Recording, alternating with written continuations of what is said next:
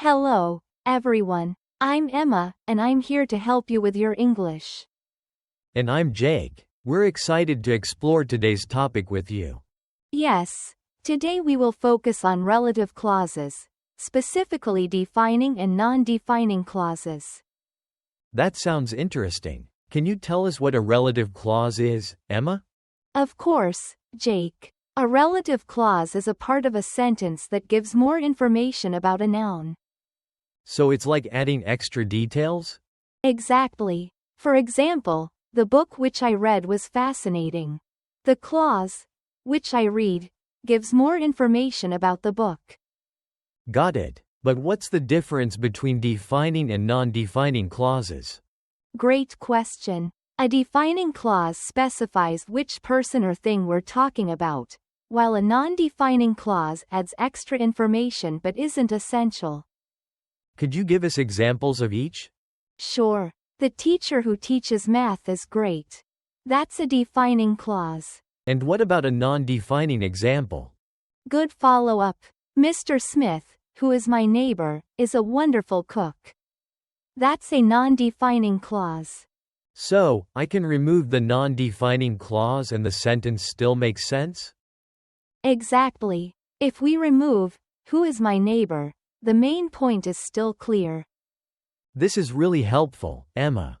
I'm looking forward to practicing. Let's jump into our first dialogue, where we can see these clauses in action. Alright, let me start. Emma, do you remember the restaurant we visited last week? Of course, Jake. The one which has the amazing pasta? Yes, that's the one. I also remember the waiter who served us. Right. He was so friendly and always smiling, wasn't he? Definitely. And you ordered a dessert which was delicious. I did. I think it's the best chocolate cake I've ever tasted. What time did we go, again? I forgot when it was. We went on Friday, which was perfect because I had the day off. Yes, and I remember thinking it was nice to have dinner together after a long week. Absolutely. The atmosphere where we sat was lovely. I agree. It had a nice view of the city lights. Didn't we see that band performing, too? Yes, the band who played was quite talented. They were. And they played some songs which I really liked. Me too. We should go back to that restaurant sometime. Definitely. It's a great place to relax and enjoy good food. I'll take care of the reservation next time. Perfect. I'll remind you when we're free. Thanks, Emma. Now, let's talk a bit about relative clauses. Sure. What aspects do you want to clarify? I want to make sure I understand how to use those differently. That's a great goal. I think we can focus on that in the explanation section. Let's get into it. Now, let's discuss what we just practiced. Sure. I want to hear more about defining and non-defining clauses.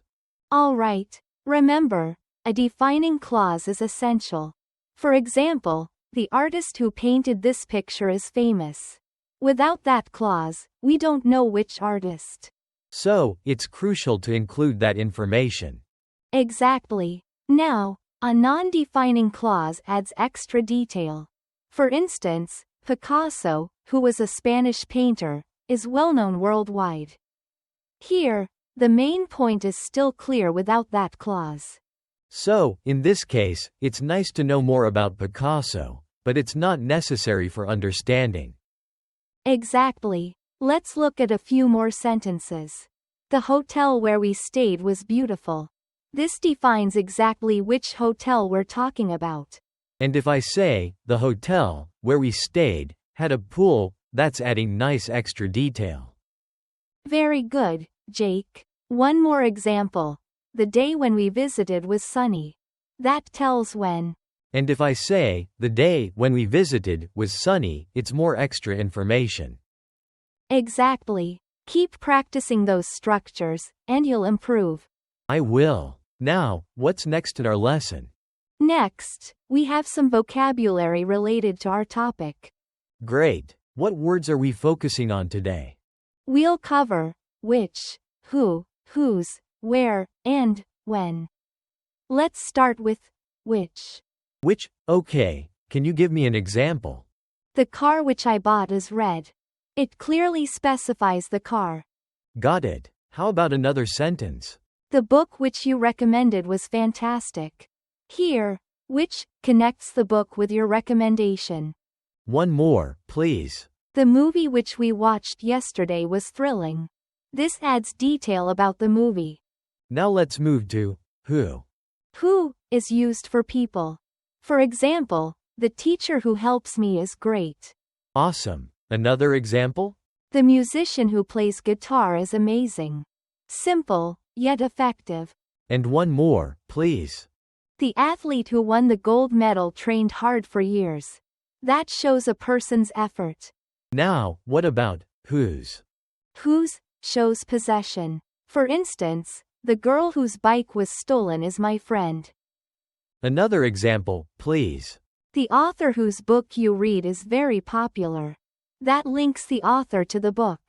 And one more? The teacher whose class one enjoy always makes lessons fun. This emphasizes the connection. Now, can we talk about where? Where indicates places. For example, the cafe where we met has amazing coffee. Can you give another example? The city where I grew up is beautiful. It locates the speaker's background. Last example for where. The park where we play football is big. It identifies a specific place. Now let's finish with when. When refers to time. For example, the moment when I met you was special. Another sentence? The year when we traveled was unforgettable. It gives context to the travel. And one more, please. The day when we graduated was exciting. It captures an important life moment. That was a lot of great examples. Now, let's do a quick review of what we've learned. Sounds good. What do you have for us? Okay, here are some questions. First, what's a defining clause? A defining clause specifies which person or thing we're referring to.